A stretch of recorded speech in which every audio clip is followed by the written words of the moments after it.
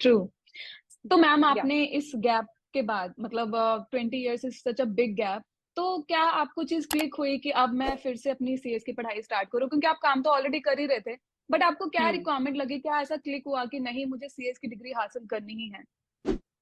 आज पर क्या होता था, हम इस काम को, जैसे मेरे हस्बैंड की सीए फर्म थी, मैंने आपको बताया, तो हम लोग बेसिकली इस काम को आउटसोर्स करते हैं। आप भी सीए हो, आपको पता होगा कि क्या होता है, हम्म। सीए फर्म में इस काम को आउटसोर्स किया जाता है। तो हम्म। जब वहां से रेजोल्यूशन या कुछ ड्राफ्ट बन के आते थे, तो मैं देखती थी कि यार इसके अंदर कुछ ना कुछ मिस्टेक है। और अपने अंदर एक हम्म। कीड़ा होता है ना कि यार you have to be perfect. तो मैं सोचती थी हम्म। कि यार इंस्टेड ऑफ कि मैं उनकी गलतियां निकालूं, why shouldn't I complete and pursue my dream. तो I just went hmm. For it. मैंने कहा यार करते हैं, बहुत हो गया। हम्म। Hmm great. तो जब आपने अपनी फैमिली को बताया होगा कि मुझे फिर से अपनी सीएस की पढ़ाई स्टार्ट करनी है, इस एज में आकर स्टार्ट करनी, तो उनका क्या हम्म रिएक्शन था एंड क्या वो सपोर्टिव थे आपके इस डिसीजन को लेकर? उस टाइम पे मेरी एज 44 ऑलरेडी हो चुकी थी। तो हम्म। मैं आईसीएसआई नोएडा चैप्टर गई थी। तो मैं किसी काम से गई थी वहां पर। तो मैंने ना अपनी एक डायरी में एक मैनिफेस्टेशन लिखी थी कि ट्राई फॉर योरसेल्फ ऑल्सो, कि आपकी सीएस, अगर सीएस हो जाए आपकी। And you hmm. Won't believe, मैं जिस काम के लिए गई थी वो काम तो नहीं हुआ, और मेरी सीएस एनरोलमेंट हो गई। और क्या मैंने घर बात आके है। सबको बताया। मैं अपनी फाइल लेके गई थी, अपने डॉक्यूमेंट्स और वो सब। तो उन्होंने पता क्या बोला कि मैम ये सब कुछ तो अब ऑनलाइन होता है। हमारे टाइम पे क्या होता था, हम्म। फिजिकल फॉर्म सबमिट होते थे। तो मैं उसी तरीके से ले हम्म। गई थी।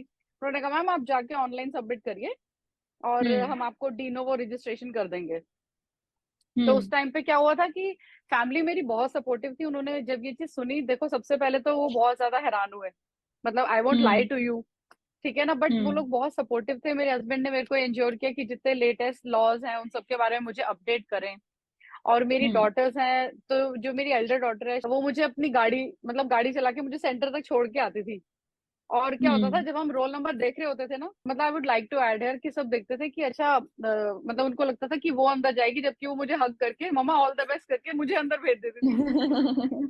सच अ और क्यूट जो क्यूट छोटी डॉटर, मोमेंट। थैंक यू, छोटी डॉटर हम्म। मेरी उस टाइम पे 8th क्लास में थी। तो उसने छोटे हम्म। छोटे काम खुद से करने स्टार्ट कर लिए थे उस टाइम पर। मतलब ये मेरे को बहुत हम्म। सपोर्ट रहा। बस मेरी मॉम इन लॉ की तबीयत उस टाइम बहुत खराब थी।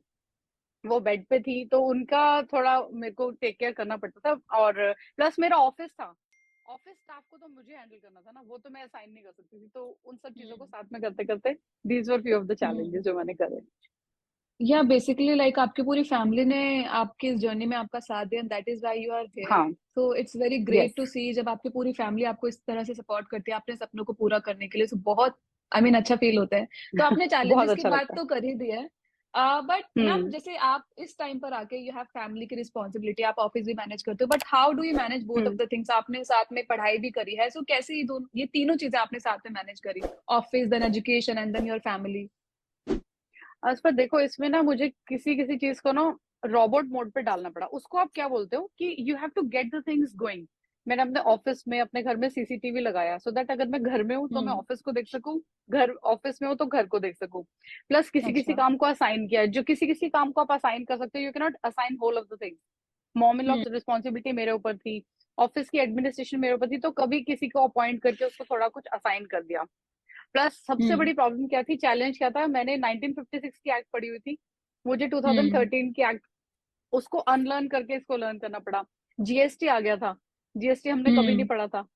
सो उसको भी हम्म। ध्यान में रख के, but I was very happy. मतलब मैं जब पढ़ती थी ना, तो जैसे लोग, तो आपने भी बोला कि प्रेशर में पढ़ते हैं, मतलब I used to be most happy. उस जोन में मेरे को हम्म। इतना अच्छा लगता था कि यार मैं पढ़ती जाऊं। इवन जब मेरा क्लियर हो गया ना, मुझे लगा अरे यार अब मैं पढ़ूंगी नहीं, मतलब मेरी बुक्स हम्म। कहाँ चली जाएंगी।